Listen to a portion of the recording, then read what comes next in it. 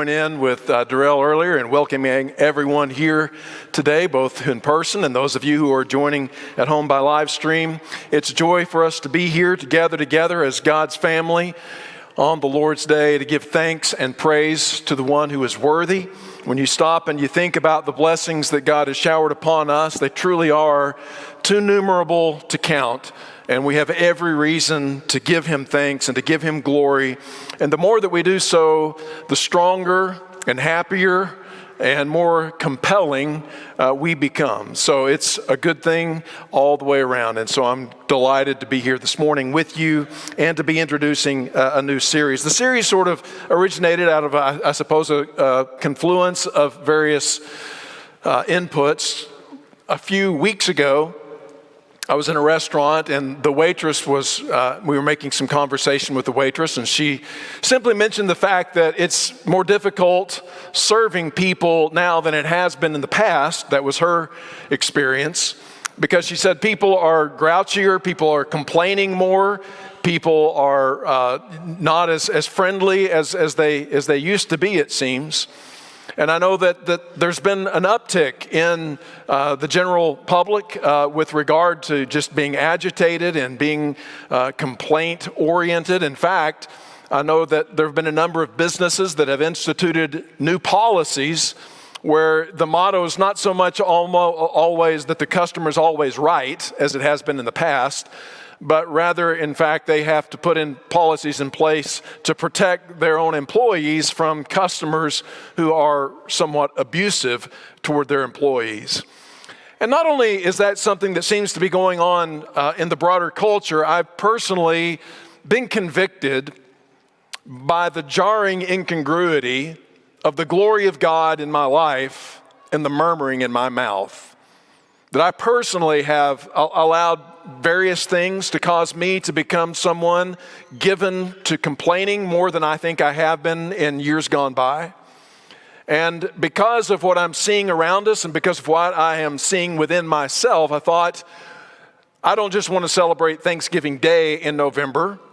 I think it would be great for us to focus in a large way throughout the entire month of November on the importance of having gratitude in our hearts, of living thankful toward God for the many blessings he gives us and for the promises, the promises that he has set before us, the place to which he is leading us. We have every reason to be thankful, to be grateful, and so we should be. And so I'm happy, as I said, to introduce a series that we're calling Live Thankful, very simply. And it's just 3 parts. And today we're gonna talk about sort of the negative side of things. That's stop complaining.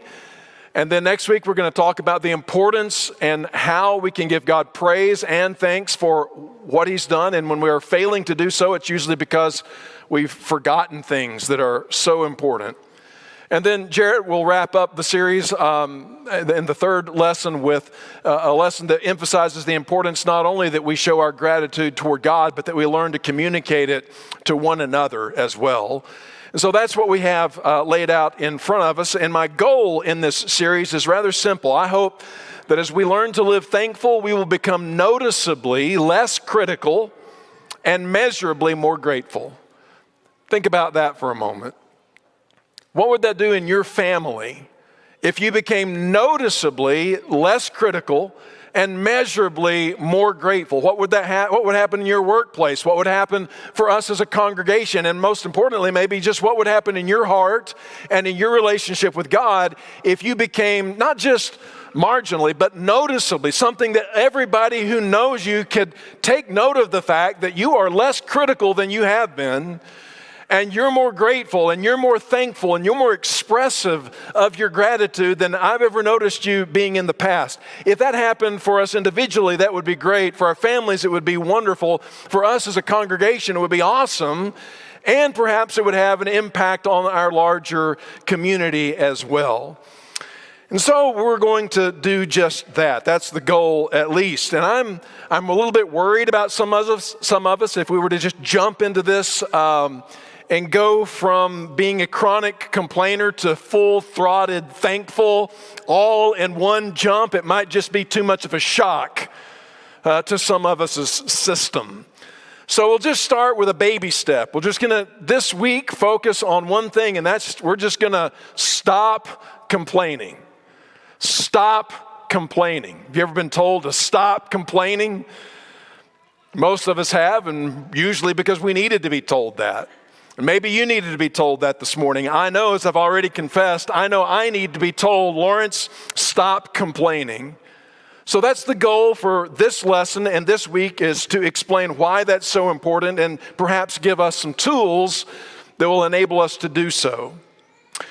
I mostly complain when my schedule or my plans are disrupted. That's, I think, the thing that just surfaces a complaint in my mouth more quickly than anything else.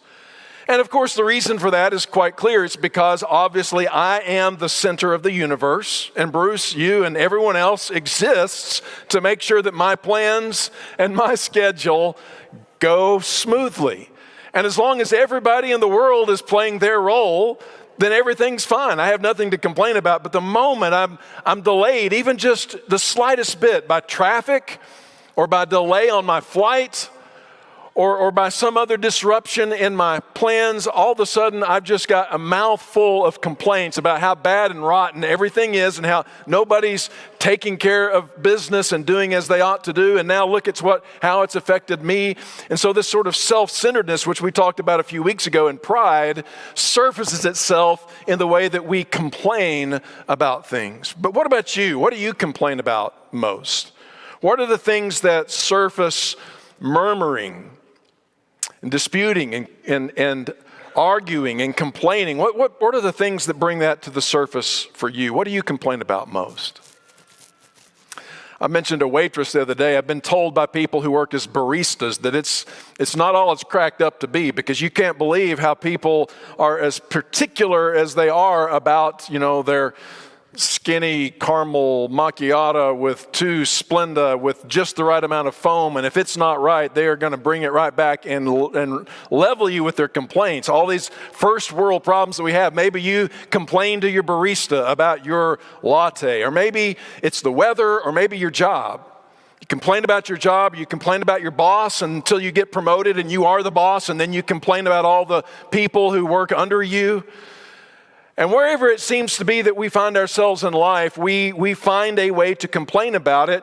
And the interesting thing is, if the situation were reversed, we'd complain about that. We complain about our vehicle, but what if we were walking? I complain about walking.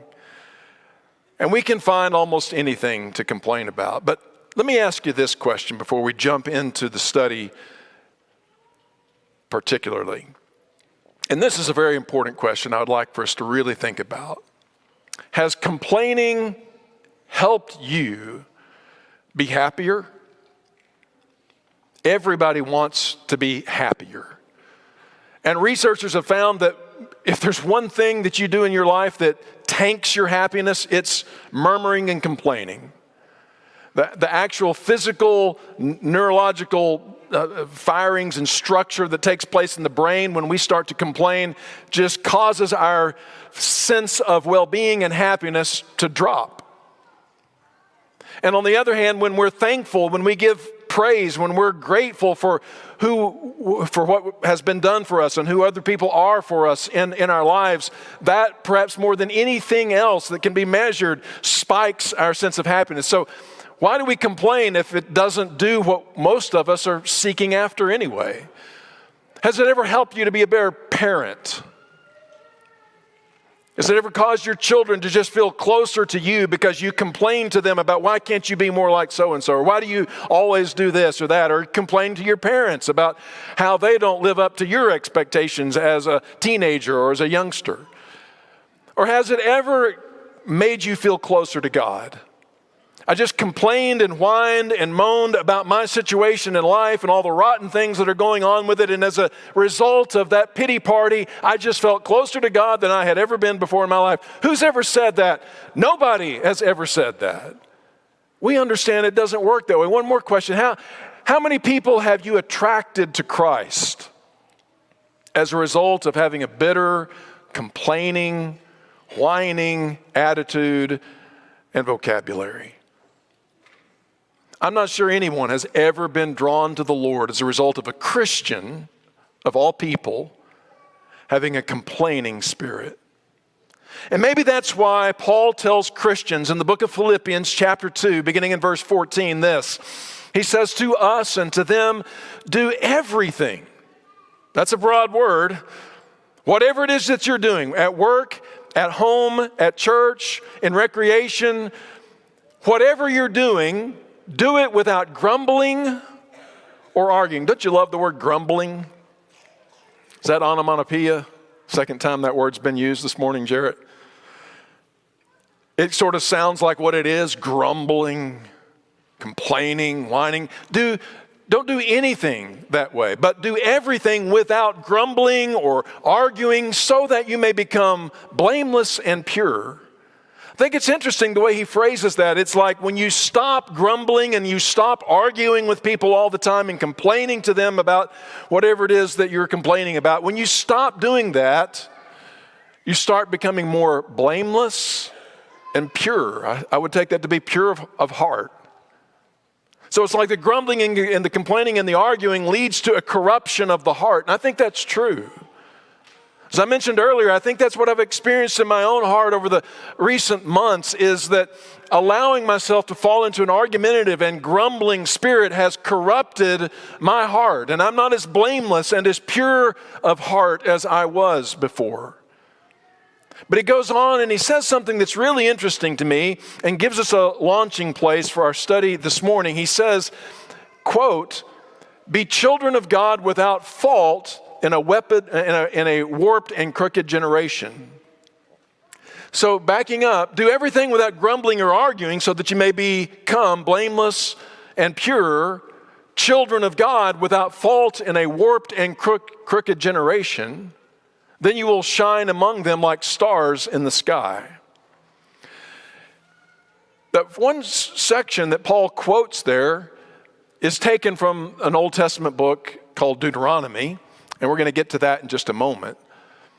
But he's referring to the children of Israel here, but he's saying that God wants for us as his children to be pure and blameless, which we can become that way through when we stop complaining and murmuring and arguing.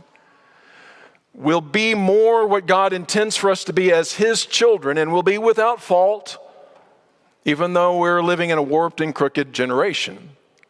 And he says we'll shine like stars in the sky. Well, Israel, if you may recall the story, was called by God out of the other nations of people and set apart to be a special inheritance, belonging in a unique relationship with God. And he likened Israel to the stars of the heaven, all the way back to Abraham when he said, your descendants will be like the stars of the heaven. And there's a lot of evidence that Israel and their synagogues sort of viewed the 12 tribes of Israel as being mirrored by the 12 constellations in the sky. And so the association of stars with the nation of Israel and the idea that stars are things that you can navigate by. They can guide you through life. And so the people of God are supposed to be stars shining in the darkness to help other people be guided and find their way. So we stand apart from the rest and we provide them a direction in which to go. And if we do that, then we're children of God without fault in a warped and crooked generation. That's what we're called to be. But that's what God called Israel to be long ago. And yet, Moses tells us in Deuteronomy chapter 32, verse 5, written well over 1,000 years before Paul lived, he said this about Israel as they failed to live up to their calling. He said about them that they, his own people, are corrupt and not his children. I don't know that he's saying there that he has disowned them so much as he's saying they're not behaving as if they were my beloved children. They're corrupt and not his children. To their shame, they are a warped and crooked generation. And he specifically had in view that generation of Israelites who under the leadership of Moses came out of Israel through the Red Sea, across the wilderness, rebelled at Kadesh Barnea when they were supposed to go into the promised land, and then spent 40 years wandering in the wilderness until each of them died and the next generation was brought into the land. So maybe in particular God has in mind, or Moses has in mind through, God has in mind through Moses here, that particular generation as a corrupt generation who are not behaving like his beloved children, and they're warped and they're crooked because of what? What would Moses say is the thing that caused them to be this warped and crooked generation, not lights to the world around them?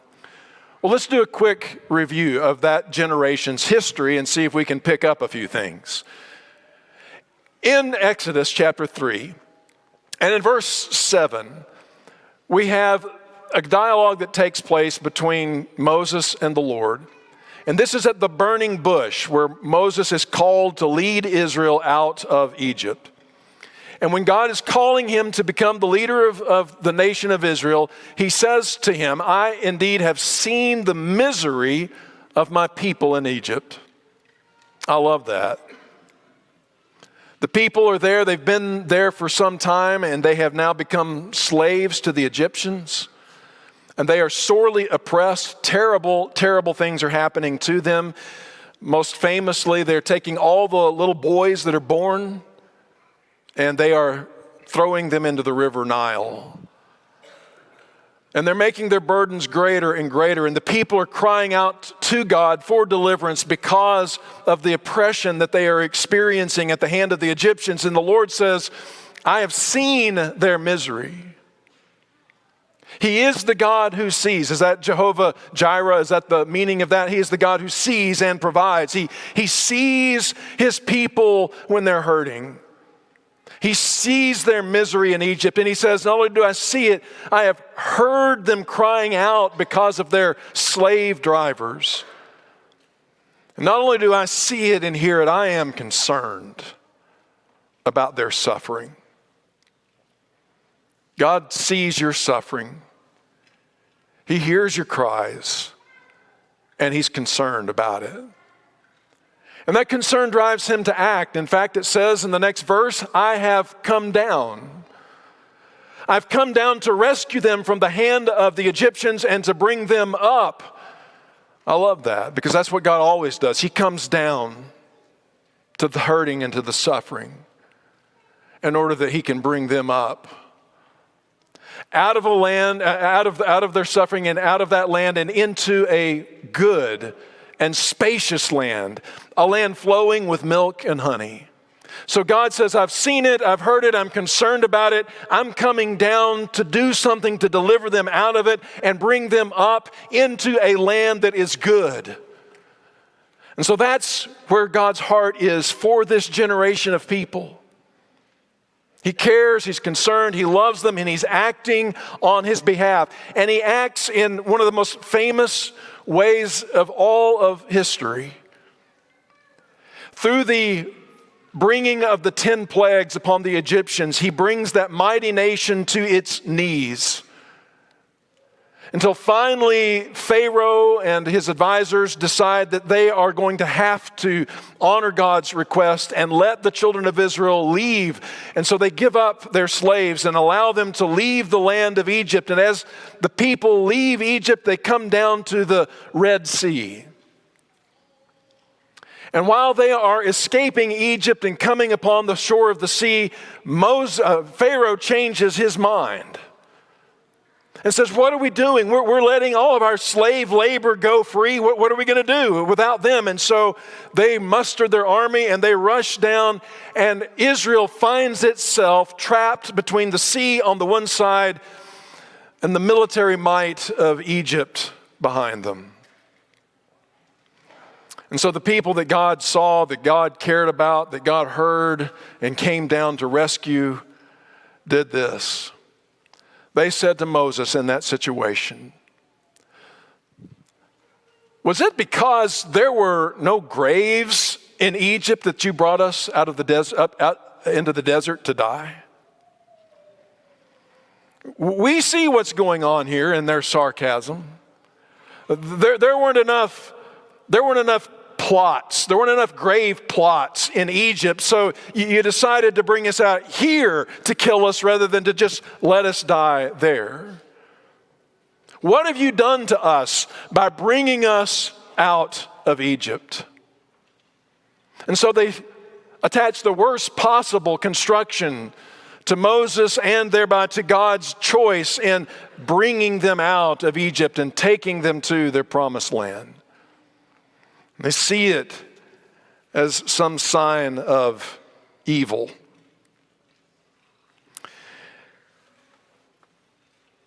And what began there after God miraculously delivers them from Pharaoh's hand by parting the sea and drowning the Egyptians in the midst of the sea, you'd think that that would at last bring an end to their complaining and to their murmuring, but it was only the beginning. For it wasn't very long, as we noticed in a recent lesson in Numbers chapter 11, that they became tired of the manna that God was providing for them. Now, He's providing for everything that they need, but they get tired of the provision that God is giving, and so the rabble with them began to crave other food, and again the Israelites started wailing and said, "If only we had meat to eat." We remember something better. We remember the fish that we ate in Egypt at no cost, because if you're a slave, you don't have to pay for your food. They provide it for you. And so we had all the fish that we wanted to eat, and also the melons. Oh, do you remember the melons? And the cucumbers, the leeks, the onions, the spices, the garlic. I mean, how are we supposed to eat manna if you don't have any butter and garlic to go with it? And so they are very upset. We never see anything, they say, but this manna. And so they're murmuring and they're complaining to God again. But that wasn't the end of it. Any number of examples I could cite. In fact, one of the hardest parts of the sermon was deciding how many examples of that generation's complaining to leave out, because it was constant throughout their history. They come to another place where it's not a food issue, it's a water issue. They're thirsty and they don't find anything to drink. And they cry out to Moses again, "Did you just bring us out here to let us die of thirst?" And so God tells Moses to go and strike this rock, and he strikes it, and water gushes forth like a mighty river, and the people's thirst is quenched. But the big one comes after they finally make it through the wilderness, and they are on the threshold of entering into the promised land that God had swore to their forefathers to give them all the way back to Abraham. And that He had said to Moses at the burning bush, I've come down to bring them up and bring them into a land flowing with milk and honey. And now they've made it across the sea, through the wilderness. They've seen their enemies defeated in the sea. And now God has provided for them at every turn. And now they are ready to go in and take the land that God has promised to give them. And they decide to send in 12 spies, one from each tribe, to perhaps come up with a strategy, a military strategy for conquering the land. And that's fine, but the problem was when they came back, they gave an evil report to the people about what they had seen there. I mean, they acknowledged that it was a good land, that in fact it was flowing with milk and honey, figuratively, a place of abundance and provision, but no matter how good it is, it's not for us. It's not for us because the people who inhabit it are mighty and strong and numerous, and they live behind fortified cities, and we're nothing but a ragtag band of slaves who don't have military equipment, training, or anything else. There is no way that we are ever going to take this land. And so standing there on the threshold of experiencing everything that God had in mind to give them, that night, there were tears and wailing heard in the camp of the Israelites. They lifted up their voices and they wailed and wept aloud throughout the night. And all the Israelites grumbled against Moses and against Aaron And the whole assembly said to them, if only we had died in Egypt. Or since we couldn't have died in Egypt, we've come out here into the wilderness, why didn't we just die in the wilderness on the way to the land of Canaan? Why is the Lord bringing us to this land only to let us fall by the sword? We see now what God is up to. It's just a big trick. He brought us here not in order to give us something good, but just to see us be cut to ribbons by the military aggression of those who are our enemies. Now our wives and our children, who knows what's going to happen to them, they'll be taken as plunder. And wouldn't it be better for us, in fact, to just go back to Egypt? And so they said to each other, because complaining and murmuring is contagious. It spreads from one person to the next. And they said, here's what we need to do. We should choose a leader other than Moses, other than Aaron, and we should go back to Egypt. But wasn't that the place that you were crying out to God to deliver you from? Yeah, we didn't like that either. And isn't that wilderness that you just traveled through a place that you were crying out and complaining about the food and the water and the other accommodations that were provided for you along the way? Yeah, but we'd rather go back through that and get back to Egypt than to face what's ahead of us here. So it's kind of like I said at the beginning, it doesn't matter what our situation is, we will, if we have a heart given to murmuring and complaining, find a way to complain about it. It is the Goldilocks Syndrome. It is either too hard or too soft, too big or too small, too hot or too cold. It seems like it is never just right when once we give ourselves over to this disposition.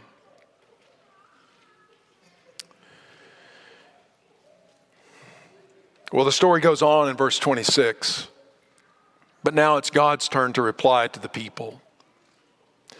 And the Lord said to Moses and Aaron, how long will this wicked community grumble against me?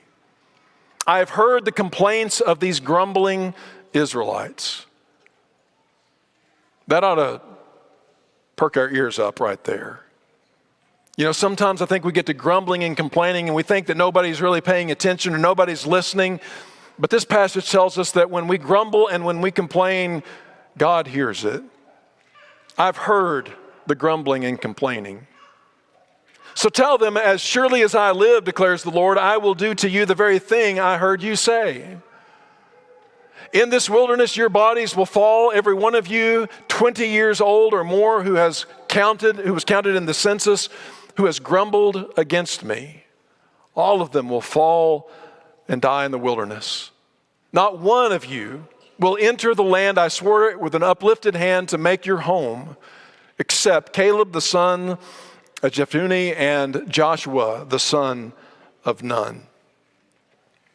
Because those two spies came back and said, we can, with God's help, conquer the land. He did not bring us here to kill us by the sword. He brought us here to bring us in, and we can do, with God's help, what He's brought us here to do.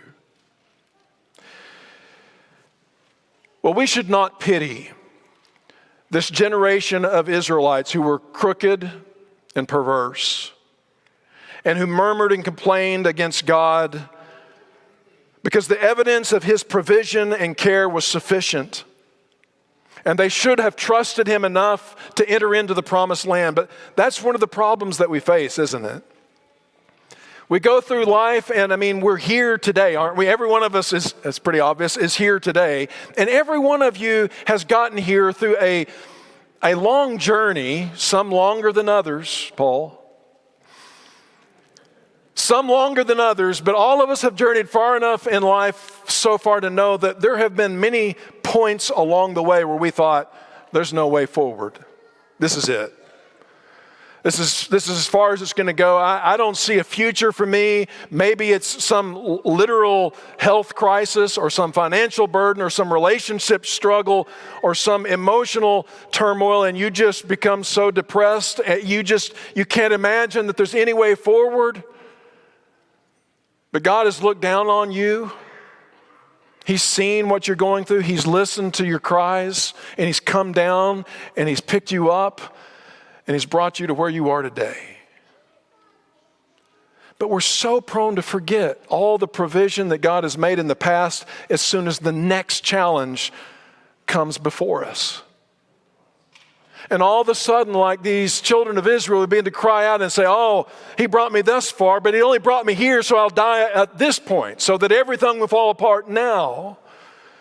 And we listen to this negative voice, and we do not trust in the power and the love and the care and the provision of God that has proven himself true over and over again. And we as Christians, of all people, have no reason to doubt his goodness, for he has, in a way that they couldn't have ever imagined, come down to lift us up and to bring us to a place flowing with milk and honey. In the person of Jesus Christ, the grace of God has become real to us. And we have never any reason, good cause to doubt in his goodness and that he is for us and not against us.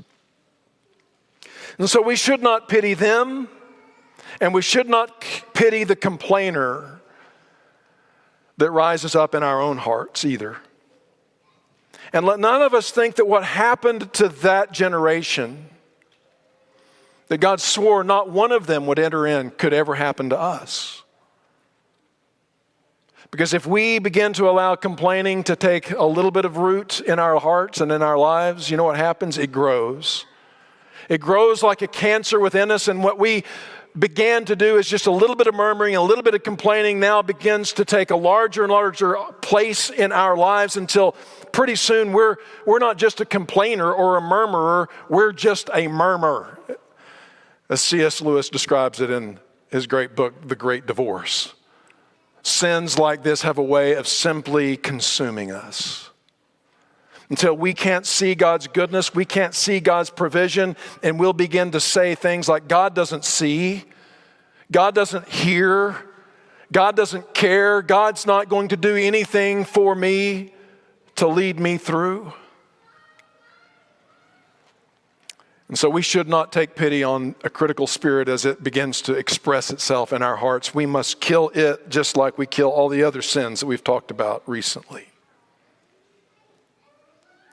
In 1 Corinthians chapter 10, Paul makes this statement and warning to Christians, not to Jews living under the old law, but to Christians who have experienced this amazing measure of God's goodness and grace.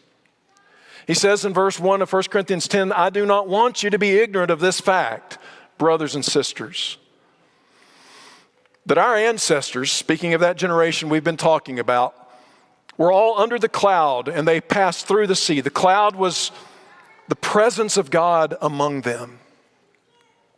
And they all passed through that sea, and in passing through that sea, it was a type of baptism. It says they were all baptized into Moses in the cloud and in the sea. We might say, well, what happened to them couldn't happen to us. I mean, we've been baptized and we have the Lord's Supper. We have all these advantages over them to remind us of God's goodness and provision. And he's saying, yeah, in a foreshadowing sense, in a type, they had all of that as well. They were all baptized and they all had something to eat that would remind them of God's goodness and provision. They all ate the same spiritual food and drank the same spiritual drink, a reference to the manna and the water that flowed from the rock. And he also adds this, very interestingly, which we don't have time to explore, but that rock was Christ. Christ was with them, even as he is with us. And so with all of these blessings that they had at their disposal, nevertheless, God was not pleased with most of them. Their bodies were scattered in the wilderness. And now these things occurred not as interesting historical artifacts, but as examples to keep us from setting our hearts on evil things as they did. Do you see, Paul is saying to you and to me, take heed to their example. See how they let grumbling and beginning to doubt in the goodness and provision of God turned them into the kind of people that were unable to enter into the promised land. And don't you see that that's exactly what can happen to us? And he doesn't want that to happen. And so after telling them of a variety of sins that the people fell into, he emphasizes this one. He says, and do not grumble. Do not grumble as some of them did and were destroyed by the destroying angel. These things happened to them as examples and were written down as warnings for us, on whom the culmination of the ages has come. So, if you think you are standing firm, be careful. Be careful that you don't fall. It's just a little murmuring. It's just a little complaining. It's just a critical spirit. It's not that big of a thing. And yet, as it said, it grows like a cancer and it spreads like a wildfire. And it robs from us the wonderful, glorious, and good intentions that God has for us, His people. God wants us to shine like stars amidst a crooked and perverse generation in which we are people who do everything without murmuring or arguing and complaining. And it's a privilege that we are able to do that, and we should do so more and more. And again, as I said at the beginning, my goal in this series is that we would become noticeably less critical and measurably more grateful. And the good news is we don't have to complain. We don't have to be murmuring, complaining, critical people. We can be a thanksgiving and grateful people. We can live thankfully because, we all know people who complain all the time and we avoid those people. You know it's true. You avoid those people even if they're in your family. You kind of find ways around where they are because you know what you're going to hear when they open their mouth. We avoid that, but we also know who.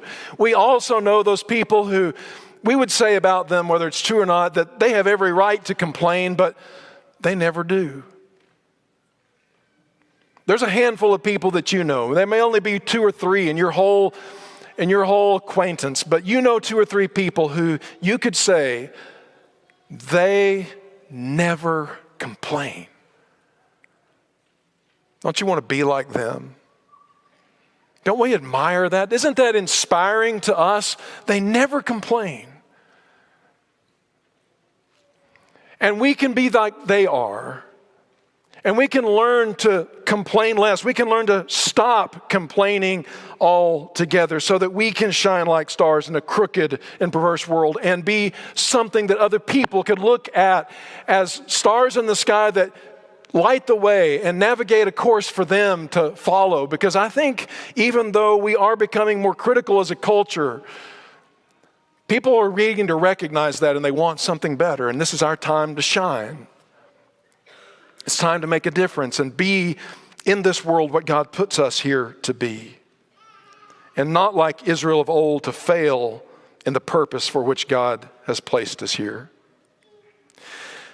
So 3 simple things in this series today. Stop complaining. You don't actually have to do anything positive. Just that baby step. This week, stop complaining. No murmuring, no complaining, no whining. Stop complaining. Next week, we're going to talk about how to give God praise and glory and the importance of doing so and how it rewires the brain.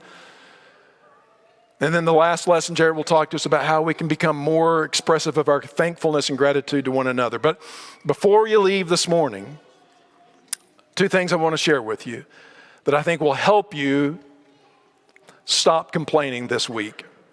The first is Brianna put together, and she emailed it out. Many of you have been going through it, a list of scriptures for us to read each day that focus our hearts on being grateful for who God is and what He's done for us. So keep reading those every day. Begin your day with that. Meditate on it. And in case you're like me, if it's on your phone, you tend to maybe forget about it, and you would like to have it on your refrigerator door or on your mirror in your bathroom. We've printed out a bunch more copies and we'll make those available to you as you leave this morning. But another thing, and this may be one of my lame ideas, I don't know. It seemed like a good idea to me. I've never worn these things before, but this is one of these little rubber bracelets. And it says, Live Thankful, our series theme on it. And there's going to be some young people, some high school students, our best and brightest, standing in the back as you leave. And they're going to be handing these out. So grab one if you want one. And here's the challenge, because I don't want this to just be a sermon that, I really shouldn't complain so much. And you go out and first thing that you see, you complain about and forget all about the sermon. Let's not do that. here is a very practical thing. Every morning this week, put it on your right wrist. Wake up, look at it, say a little prayer, be thankful. And as long as you go through that day without complaining, you get to keep it on your right wrist. But the first time you realize, I blew it, or somebody calls you out on blowing it, you got to move it over to your left wrist. But because God's mercies are new every morning, the next day you get to move it back over to your right wrist and try again. And let's see if we can get through just one day in the coming week where we just stop complaining. If you're not a Christian this morning, we want to invite you to Jesus Christ, who was not a complainer. He took on responsibility. He loved us. He came down when he heard our cries to bring us up and bring us to a good land. And if you want to get in on that journey and become a part of a generation that's not crooked and perverse, but one that's shining like lights and leading a way of gratitude and thanksgiving, we encourage you to come to put him on in baptism, your sins washed away, and you begin that new journey toward a new destiny. If we can encourage you in any way, we encourage you to come now while we stand and while we sing.